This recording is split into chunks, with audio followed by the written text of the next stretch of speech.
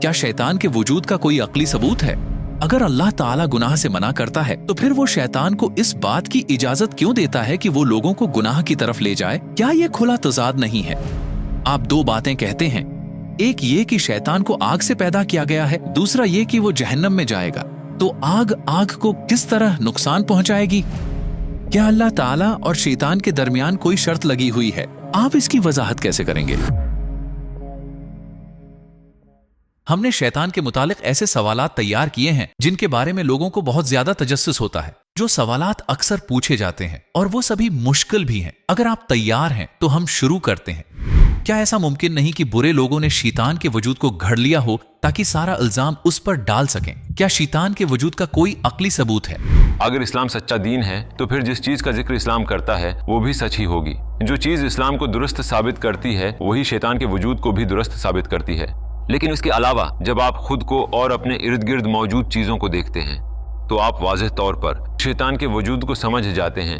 तसव्वुर करें कि एक बहुत ही प्यारा 4 साला बच्चा है। आप उसे देखते हैं कि वो मासूम है, वो जुर्म नहीं करता, वो किसी को नुकसान नहीं पहुंचाता। लेकिन जब आप उसी को 20 साल बाद दोबारा देखते हैं तो वो शायद मुकम्मल तौर पर अपने इर्द गिर्द के लोगों के लिए नुकसानदह शख्स बन चुका हो। मुमकिन है कि वो ऐसा शख्स बन चुका हो जो लोगों को धोखा दे, जो झूठ बोले, या जो लोगों को एक दूसरे के खिलाफ बुहतान तराशी या चुगलखोरी के जरिए उकसाए। आप कहेंगे क्या वो बच्चा और ये शख्स एक ही हैं? आप उन दोनों को एक तस्लीम नहीं करेंगे। तो इस बच्चे के एक ऐसा शख्स बनने के पीछे कोई ना कोई तो जरूर होगा जो उसे गुनाह करने की तरफ ले जाता है। कोई ऐसा जो गुनाहों को अच्छा बनाकर पेश करता है, जो इस शख्स को गुनाह पर आमादा करने की कोशिश करता है। उसके पीछे एक शैतान जरूर मौजूद है। तो वो इसको अंदर ही अंदर से कैसे धोखा देगा? मिसाल के तौर पर वो कहेगा वो तुम्हें इतने पैसे नहीं दे रहे हैं जिसके तुम मुस्तहक हो, लिहाजा ये रिश्वत या चोरी में शुमार नहीं होगा। वो हमेशा आपको इस तरह के बज़ाहिर अक्ली दलाइल से यकीन दिलाने की कोशिश करेगा। लिहाजा ऐसी किसी चीज का वजूद जरूरी है और आप जानते हैं। इसमें दिलचस्प बात किया है, एक शख्स जहन्नम के वजूद पर यकीन रखने के बावजूद भी गुनाहों में डूबा हो सकता है। आम तौर पर एक शख्स जो जहन्नम के वजूद पर यकीन रखता है इसे कोई गुनाह नहीं करना चाहिए। इसका मतलब है कि कोई पीछे है जो धोखा देता है और गुनाह करने को मामूली सी बात बनाने की कोशिश करता है। इस तरह के कई अक्ली दलाइल के जरिए शैतान का वजूद वाज़ह तौर पर समझा जा सकता है। कहा जाता है कि शैतान और नफ्स दोनों लोगों को गुनाह की तरफ बुलाते हैं। इनके दरमियान क्या फर्क है? मैं इस फर्क को कैसे समझ सकता हूँ? नफ्स में अकल का कोई तसव्वुर नहीं है और शैतान नफ्स के मेंटोर की तरह है। दूसरे लफ्जों में नफ्स माइल होता है, ये कुछ कामों की ख्वाहिश करता है, उसमें जानवरों जैसी ख्वाहिशात हैं। लेकिन शैतान का काम ये है कि वो इन चीजों के फवाइद दिखाता है और वो उसे बहकाने की कोशिश करता है। मैं एक मिसाल से इस बात को समझाता हूँ।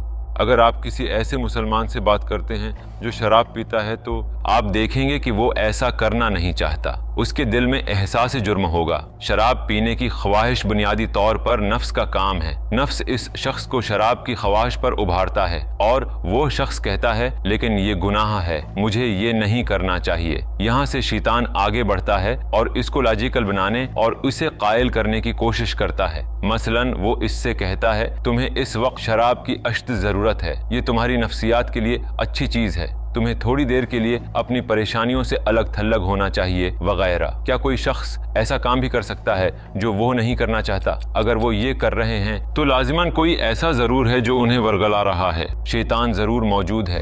अगर अल्लाह ताला गुनाह से मना करता है तो फिर वो शैतान को इस बात की इजाजत क्यों देता है कि वो लोगों को गुनाह की तरफ ले जाए? क्या ये खुला तजाद नहीं है? असल में इंसानों को शैतान की बात रद्द करने का मौका दिया गया है। इंसान इख्तियार रखते हैं। शैतान कभी भी किसी शख्स के इख्तियार को मुकम्मल कंट्रोल नहीं कर सकता और उसे गुनाहों की तरफ जबरदस्ती नहीं घसीट सकता। ये गलत फहमी नहीं होनी चाहिए, लेकिन इससे हटकर एक उसूल है जिसके मुताबिक कोई चीज या तो अपने आप में दुरुस्त होती है या अपने नताइज के लिहाज से दुरुस्त होती है। शैतान के वसवसे और उसका हमें गुनाहों की तरफ बुलाना जाहिरी तौर पर तो बुराई मालूम होती है, लेकिन दर हकीकत नतीजे के एतबार से ये बुराई नहीं है।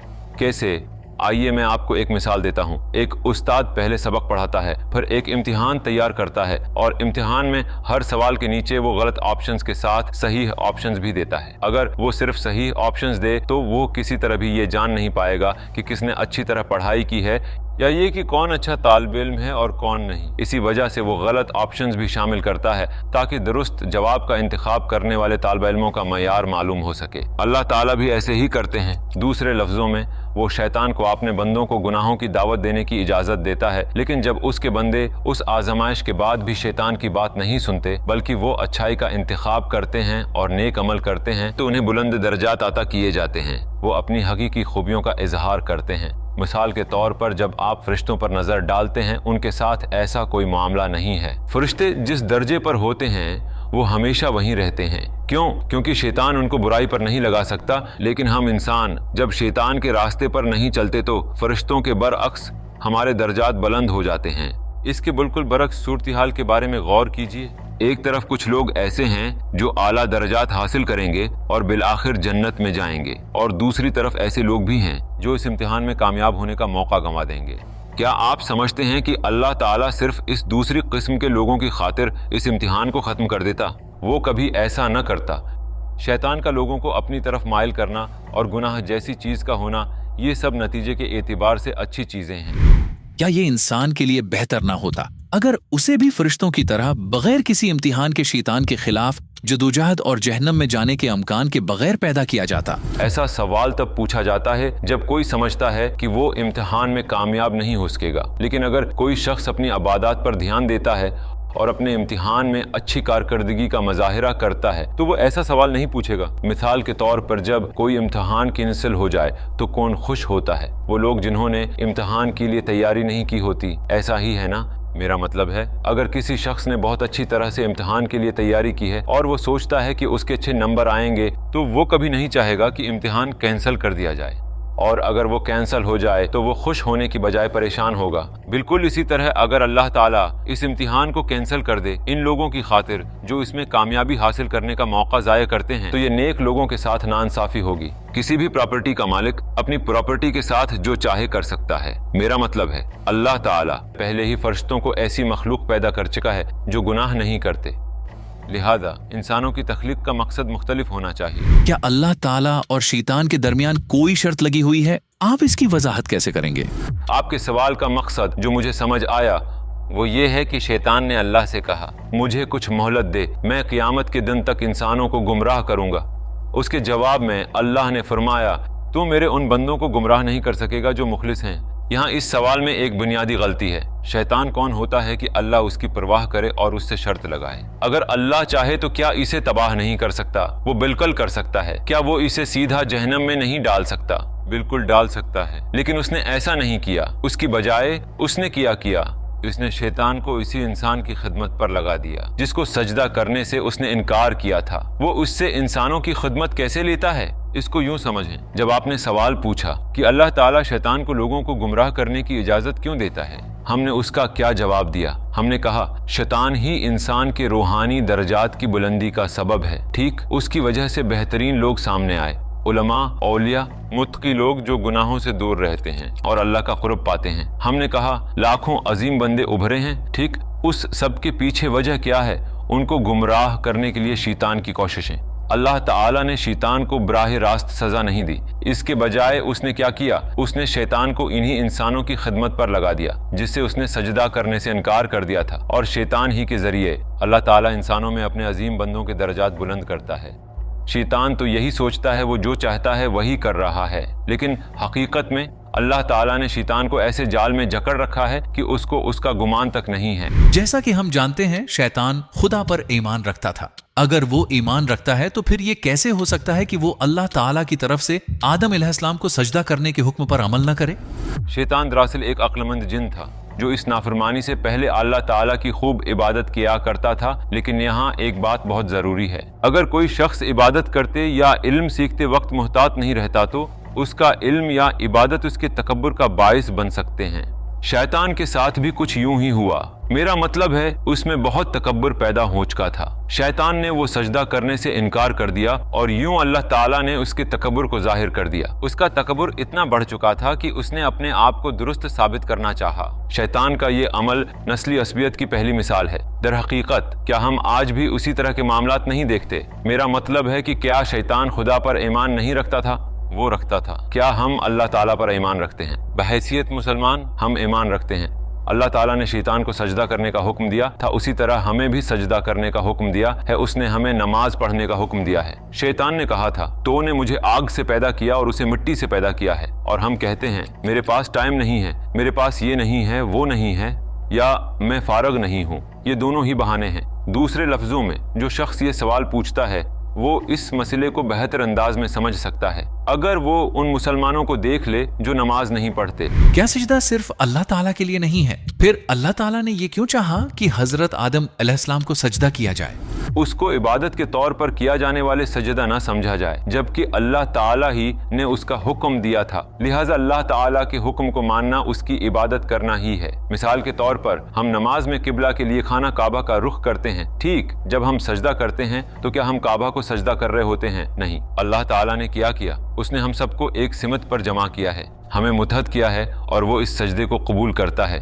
हमारा उसकी तरफ रुख करना गोया अल्लाह ताला की तरफ ही रुख करना है। इसी तरह अल्लाह ताला ने फरिश्तों से हजरत आदम अलैहिस्सलाम को सजदा करने का कहा। क्यों? उसने इंसान को एक अहम जिम्मेदारी सौंपना थी। सूरह अल बकरा की आयत नंबर 30 में इरशाद है, इंसान को जमीन पर अल्लाह ताला का खलीफा यानी नुमाइंदा बनना है, चूंकि इंसान को एक अजीम काम के लिए चुना गया था। हम इस सजदे को इज्जत की अलामत और एहतराम का इकरार समझ सकते हैं। दूसरे लफ्जों में ये अल्लाह ताला की ही इबादत शुमार होती है, क्योंकि उसके हुक्म की तकमील की गई। आप दो बातें कहते हैं, एक ये कि शैतान को आग से पैदा किया गया है, दूसरा ये कि वो जहन्नम में जाएगा।